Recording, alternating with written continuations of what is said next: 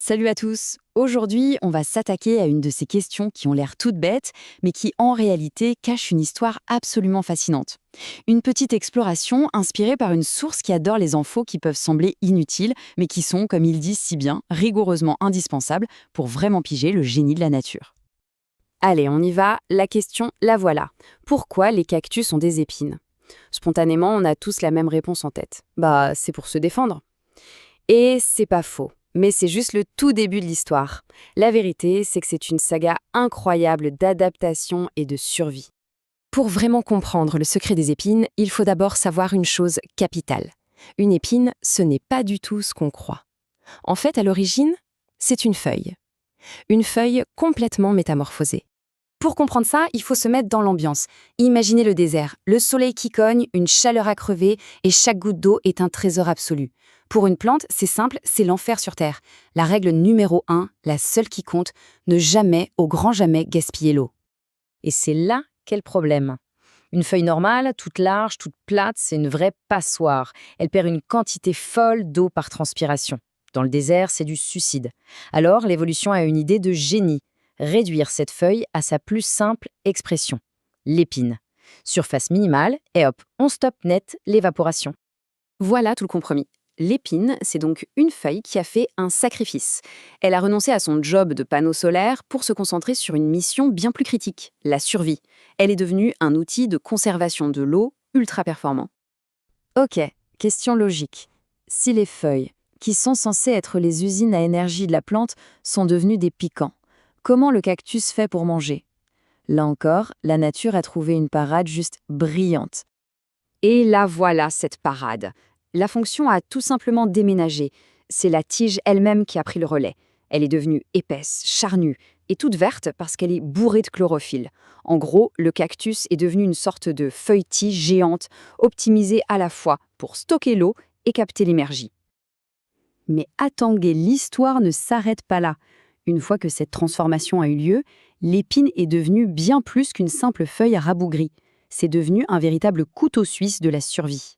Cette simple petite épine a en fait 3 casquettes. C'est un bouclier, oui, mais c'est aussi un parasol et, encore plus fou, un outil pour récupérer de l'eau. C'est dingue de se dire que tout ça tient dans une si petite structure.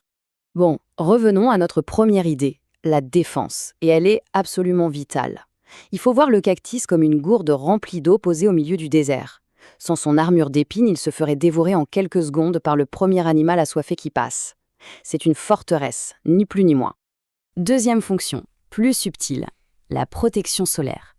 Toutes ces épines, parfois des milliers, créent une sorte de micro-ombre sur la peau du cactus. Ça n'a l'air de rien, mais cette petite ombre suffit à faire baisser la température et à protéger la tige des coups de soleil. Un vrai parasol intégré. Et on arrive à la fonction la plus surprenante, la plus poétique presque. Les épines sont des capteurs d'humidité. Quand la nuit tombe et que l'air se rafraîchit, la rosée du matin se condense dessus. Les gouttes glissent le long des épines et tombent pile à la base du cactus, arrosant directement ses racines. En fait, le cactus boit l'air, littéralement. Bon, maintenant qu'on a vu la grande mécanique, on va passer à quelques petits faits un peu insolites, juste pour montrer à quel point ce monde des cactus est plein de surprises. 1 centimètre, vous imaginez? C'est la taille du plus petit cactus de la planète. Une plante entière, avec tout son système de survie, ses petites épines, qui tient sur le bout d'un doigt. L'éventail de taille dans cette famille de plantes est juste hallucinant. Et ce n'est pas tout. Le fameux saguaro, l'emblème des westerns, peut vivre plus de 150 ans. On sait aussi que certaines épines servaient d'outils comme des aiguilles ou des hameçons. Par contre, attention au mythe, boire l'eau d'un cactus est souvent une très mauvaise idée, elle peut être super amère, voire toxique. Et puis il faut savoir qu'il en existe près de 2000 espèces différentes, la famille est grande. Et une petite dernière pour la route, pour les cinéphiles. La fameuse scène du cow-boy qui tombe dans un cactus, eh bien ce n'est pas si cliché que ça. Il existe des espèces qui sont de vrais buissons d'épines, de véritables murs végétaux presque impossibles à traverser. La réalité dépasse parfois la fiction. Alors voilà, pour résumer, l'épine du cactus, c'est bien plus qu'une arme. C'est la preuve que la nature est capable de prendre ce qui était une faiblesse, la feuille qui perdait trop d'eau, et de la transformer en un chef-d'œuvre d'adaptation. Un outil multifonction qui permet de survivre là où rien ne devrait survivre. Et tout ça, ça nous laisse avec une dernière réflexion. L'histoire incroyable de l'épine de cactus, Elle est là, juste sous nos yeux, mais on ne la voit pas forcément. Alors la question qu'on peut se poser, c'est combien d'autres inventions de génie de la nature nous entourent chaque jour sans qu'on y prête la moindre attention ?